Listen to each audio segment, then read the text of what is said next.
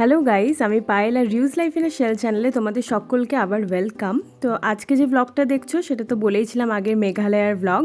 আর এখন আমরা আছি ডাবল ডেকার, যেটাকে লিভিং রুট ব্রিজ, মেঘালয়ার ফেমাস সেই ব্রিজে। তো আগের ব্লগে তো তোমরা দেখেইছিলে যে কতটা কষ্ট করে আমরা গিয়েছিলাম, মানে পুরোপুরি নামাচ্ছিল, এবারে আমাদের পুরোপুরি উঠতে হবে। তো ওঠার পথে একটা সুন্দর ভিউ পেলাম, যেটা হচ্ছে একটা সুন্দর ওয়াটারফল। অনেকটা দূরে আছে বাট বোঝা যাচ্ছিল, মানে খালি চোখে দেখা যাচ্ছিল, ক্যামেরা ততটা কিন্তু ভালোভাবে ক্যাপচার করতে পারেনি। তো এরপরে আমাদের যাত্রা শুরু হবে ওঠার। এবার পুরো পাহাড়টা আমাদের উঠতে হবে, সিঁড়ি আছে, পাথরের রাস্তাও আছে। তো আমরা এখানে ভাবলাম যে কিছু খেয়ে নিই, কারণ অনেকক্ষণ তো কিছু খাওয়া হয়নি। তো খেয়ে তারপরে এনার্জি নিয়ে আমরা আবার উঠতে হবে। আর জাস্ট হাফ অ্যান আওয়ারে আমার অবস্থাটা ঠিক এরকম। আর এখানে ওঠার সময় যে প্রবলেমটা হচ্ছে সেটা হচ্ছে, তোমরা যদি একটুও দাঁড়াও তো মানে মশাতে তোমাদের দাঁড়িয়ে থাকতে দেবে না, তোমাদের কন্টিনিউয়াসলি চলতে হবে। আর ওই যে ওইগুলো দেখলে, সেটাকে আমি ভেবেছিলাম ফার্স্টে সাপের ডিম, বাট ওটা সাপের ডিম অ্যাকচুয়ালি নয়। ওইগুলো সব ছিল কাঁঠাল বা এঁচড় যেগুলোকে বলি, সেটার বীজ। এখান থেকে মেন ডিস্টেন্সটা বোঝা যাবে না, but this is very deep. এটা ওয়ান উইকসেই অবস্থা, উপরে মেঘ। চলো, আর এটা হচ্ছে খাড়া সিঁড়ি। তো জিনিসগুলো এখনো অনেকটাই উঠতে হবে আমাদের। এটা হচ্ছে অ্যাকচুয়াল সিঁড়ি, মানে পুরো একদম খাড়া। তো সেটা আপনারা ডিসাইড করেই আসবেন। আর একটা দিন পুরো লাগাতে হবে, পুরো দিনটা কিন্তু এখানেই যাবে, তো সেরকম ভাবে প্ল্যান করবেন। আমরা যখন সকালে নামছিলাম তখন অতটা বোঝা যায়নি, বাট এখন এখানকার জাস্ট ভিউটা দেখো। যেহেতু পুরো ক্লিয়ার হয়ে গেছে, মেঘ টেঘ নেই, জাস্ট এভাবে আমরা এতটা উঠে এসেছি। এবং এটা ওঠা কিন্তু সহজ ব্যাপার নয়, কারণ নিচে নেমে আমার মানে ভাবছিলাম যে আজকে উঠতে পারবো না, বাট তাও যেহেতু বিকেল হয়ে আসছে, মানে অন্ধকার হয়ে আসছিল, সেহেতু পুরো মনের জোর নিয়ে উঠেছিলাম। এই টিকিটটা আগের ব্লগে দেখানো হয়নি, 50 রুপিস করে আবার এন্ট্রি ফিজও লেগেছে ওখানে যেতে। তো আমরা ফাইনালি উঠেছি, আর ওঠার পর আমাদের ব্লগ করার অবস্থা ছিল না, কারণ আগের ভিডিওতে বলেছিলাম 1 কিলোমিটার দূরে আমরা অলরেডি পার্কিং করেছিলাম। তো সেখানে আবার হেঁটে যেতে যেতে আমাদের প্রায় সন্ধে হয়ে গিয়েছিল। তো সেখানে তারপরে একটু ভিডিও করা কিন্তু পসিবল হয়নি, কারণ অবস্থা খুবই খারাপ ছিল। আর এইটা হচ্ছে তার পরের দিন।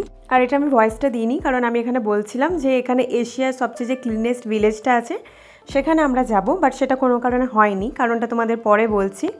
আর মধ্যেখানে রাস্তায় আমরা এখানে নিজেদের ব্রেকফাস্ট যেটা ছিল সেটা সারলাম। অ্যাকচুয়ালি যেটা আমাদের আজকের প্ল্যান ছিল, মানে 4th ডেতে, সেটা হচ্ছে আমরা ডাউকি যাব, এবং ডাউকির কাছাকাছি মলিনাং ভিলেজ, যেটা হচ্ছে এশিয়ার সবচেয়ে ক্লিনেস্ট ভিলেজ, সেটা দুটো দেখার আমাদের আজকে প্ল্যান ছিল। কিন্তু প্ল্যানটা হলো না, কারণ ডাউকি যাওয়ার পথে নাকি প্রচণ্ড পরিমাণে ল্যান্ডস্লাইড হয়েছে এবং রাস্তা 4 দিনের জন্য বন্ধ ছিল। তো আমাদের জোয়াই হয়ে ঘুরে যেতে হয়েছে, যেটা অনেকটা ডিস্টেন্স কভার করতে হয়েছে। আর এমনিতেও সেদিনে ডাউকিটা যেতেই হতো, কারণ ওখানে আমাদের ক্যাম্পিং আছে এবং সেটা আগে থেকে বুক করা ছিল। তো আমরা ফার্স্টে ভেবেছিলাম হয়তো একটাই রাস্তা আর যাওয়া হবে না, বাট থ্যাঙ্ক গড জোয়াই হয়ে যাওয়ার একটা রাস্তা ছিল। তো পথের মধ্যেখানে আমি বসে দেখি, কালকে যে আমরা গিয়েছিলাম ডাবল ডেকারে, সেখানে বলছিলাম না মশা কামড়েছে, তো মশাগুলো জাস্ট এরকম অবস্থা করেছে, প্রত্যেকটা পায়ে যেরকম কাপ থেরাপি নিলে হয় সেরকম অবস্থা, পুরো মানে লাল লাল চাকা চাকা। ইভেন মৈনাকের পায়েও হয়েছিল। কোনো অসুবিধা হয়নি, জাস্ট একটু ব্যাক পেনই আমার ছিল, বাকি কোনো অসুবিধা হয়নি আমার। আর এগুলো জাস্ট দাগ হয়েছিল, কোনো পেন টেন ছিল না। তবে যাই হোক, প্রথমে দেখে একটু ঘাবড়ে গিয়েছিলাম যে কি হলো হঠাৎ করে এরকম লাল লাল, বাট পরে বোঝা গেল যে এটা মশার কামড়, কারণ ওখানে তোমাদের বসতেই দিচ্ছে না, কন্টিনিউয়াসলি মশারাই তোমাদের নিজেদের ডেস্টিনেশন মানে নিজেদের হোটেল পাঠাবার ব্যবস্থা করে নেবে, একটুও জাস্ট বসতে পারবে না, জাস্ট মশারা ঘিরে থাকবে তোমাদের ওই জায়গাটাতে।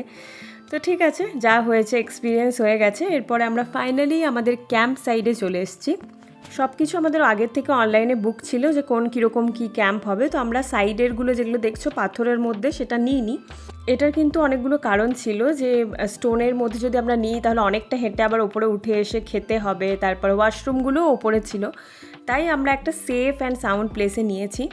তো আমাদের যে ক্যাম্পগুলো ছিল সেগুলো কিন্তু একটা শেডের ভেতরে ছিল এবং অনেকটা সেফ ছিল। যদি জল মানে ধরো রাত্রেবেলায় ঘুমোচ্ছি, জল উঠে গেলে তো সেটাতে কোনো অসুবিধে হবে না।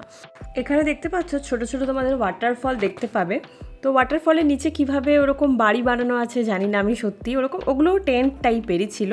মানে পুরোটা আমরা পাহাড়ে ছিলাম, তার মধ্যেখানে একটা নদী বয়ে যাচ্ছিল, যে নদীটা জলটা ঘোলাটে ছিল। আমরা আশা করেছিলাম যে একটু পরিষ্কার হবে, বাট পুরোটাই ঘোলাটে ছিল।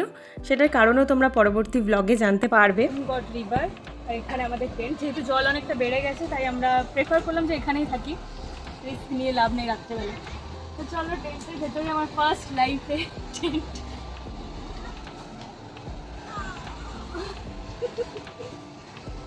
একটু রেস্ট নিয়ে আবার ডাউকির জন্য বেরোতে হবে। তো চলো তাড়াতাড়ি রেস্ট নিয়ে নিই, তারপর ডাউকিতে দেখো।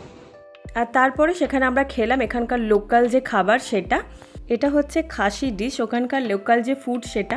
এখানে কিন্তু গলা টাইপের ভাত ছিল আর আলু ভাতে যেরকম আমরা বলি সেটা ছিল, তার সাথে ডাল পাঁপড় এগুলো তো সেমই থাকে। এখানে এক ধরনের পকোড়া দিয়েছিল যেটা খেতে কিন্তু খুবই ভালো ছিল, আর একটা চাটনি যেটা হচ্ছে তোমাদের লঙ্কা যেগুলো থাকে সেগুলোকে পুরো কুটে মনে হয় ওরা বানায়, মানে যেটাকে বলে হ্যান্ড পাউন্ড সেরকম ধরনের। তো সেটার সাথে টমেটো মিক্স করা ছিল, এটা খেতে কিন্তু আমার খুব ভালো লেগেছে।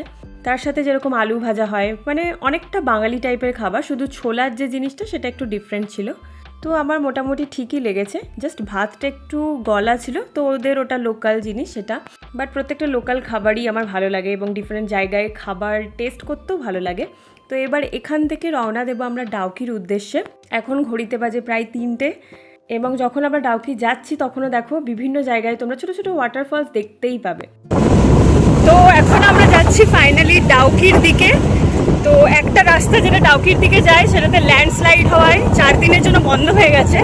তো আমরা ওই রাস্তা দিয়ে ঘুরে ঘুরে এলাম, অনেকটা টাইম লাগলো ঠিকই, বাট দেখা যাক। এখন দূর থেকে দেখে মনে হচ্ছে জলটা পুরো ঘোলাটে, যেহেতু বৃষ্টি হয়েছে ল্যান্ডস্লাইড হয়েছে।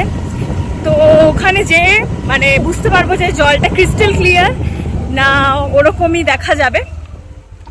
তো চলো যেয়ে পর দেখা যাক যে ডাউকির জলটা এখন কীরকম আছে। বাকি আরও অনেকগুলো জিনিস আছে, যেমন ডাউকি লিভিং রুট ব্রিজ একটা আছে, তো সেটাতে আমরা প্রথম যাব, তারপরে ডাউকি রিভারে যাব। তো এর পরের ভিডিওতে থাকছে তোমাদের জন্য যে ডাউকিতে আমাদের এক্সপিরিয়েন্স কেমন ছিল, জল ক্লিয়ার ছিল কি না সেই সব সম্বন্ধে, এবং জুন মাসে ডাউকি এলে তোমরা কি ক্রিস্টাল ক্লিয়ার জল দেখতে পাবে না পাবে না। আর তাছাড়াও আছে বাংলাদেশ এবং ইন্ডিয়ার বর্ডার ওখানে।